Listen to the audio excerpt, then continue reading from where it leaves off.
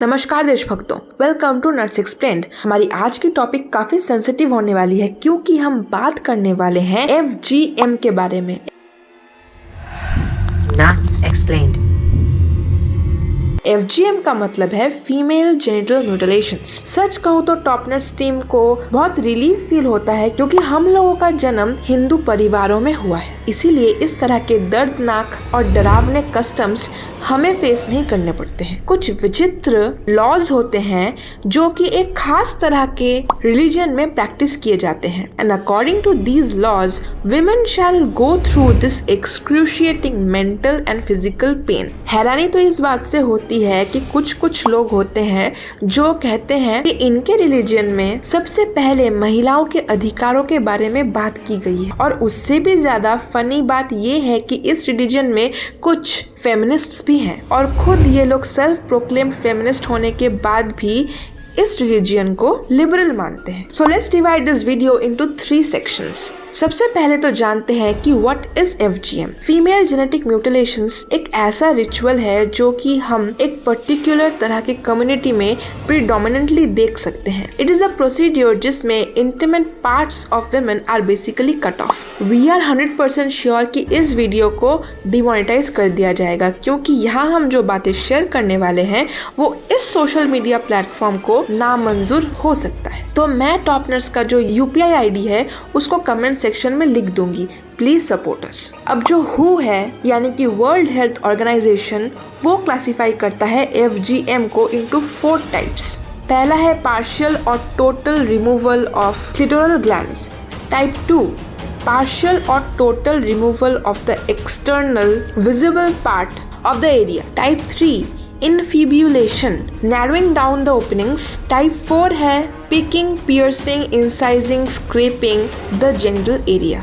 Most girls और women जिनके साथ FGM हुआ है वो रहती हैं सब सहारन अफ्रीकन और अरब स्टेट्स में, but it is also practiced in some countries in Asia, Eastern Europe, Latin America. तो अब सवाल ये उठता है कि ये जो दर्दनाक प्रोसीडियर है वो आखिर किया किस लिए जाता है। And this brings us to the origin of FGM। वैसे देखा जाए तो इसकी ओरिजिन भी काफी डिबेटेड है। कुछ लोगों का ये मानना है कि ये सबसे पहले स्टार्ट हुआ था इजिप्ट में, क्योंकि वो लोग बिलीव करते थे कि some intimate parts of women are similar to that of men, so अगर उस पार्ट को हटा दिया गया तो वुमेन कैन बी प्योर। इसीलिए एंशिएंट इजिप्ट में इस प्रैक्टिस को किया जाता था। उसका प्रूफ ये है कि कुछ ममीज में हम ये चीज देख सकते हैं। लेकिन सवाल ये उठता है कि एंशिएंट इजिप्ट में शुरू हुई ये प्रैक्टिस इंडिया में आके लैंड कैसे की। तो इसके लिए हमें दाऊदी बोहरा कम्युनिटी के बारे में बात करना पड़ेगा। तो बात ये है कि इजिप्ट,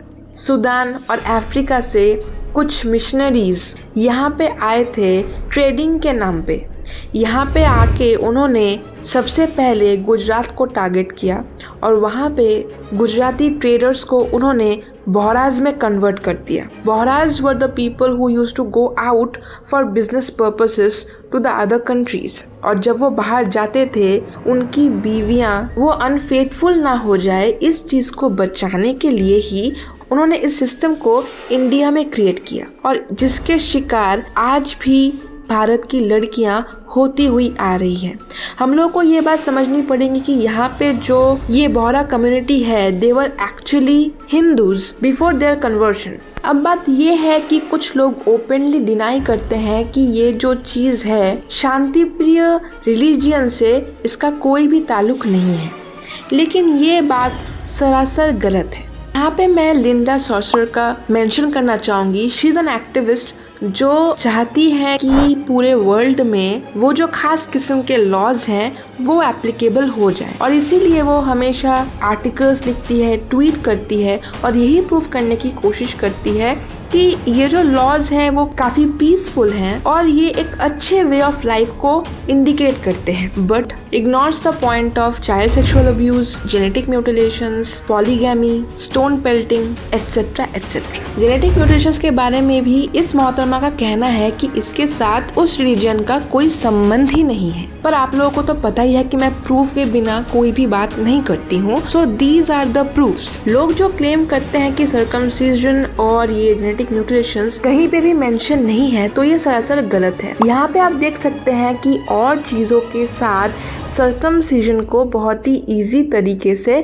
कंपेयर किया गया है as if it is not a big deal. कहाँ से लिया गया है वो भी आप इस पिक्चर में देख सकते हैं। In this picture you can see clearly दो सर्कमसाइज्ड पार्ट्स के मीटिंग के बारे में कहा गया है। जब दो सर्कमसाइज्ड पार्ट के बारे में कहा जाता है तो ऑब्वियसली वी कैन अंडरस्टैंड एक फीमेल और एक मेल पार्ट के बारे में कहा गया है और दोनों को सर्कमसाइज मेंशन किया गया है। तो यहाँ पे बहुत इजीली और बहुत कैजुअली ये कह दिया गया है that circumcision is mandatory for both male and female.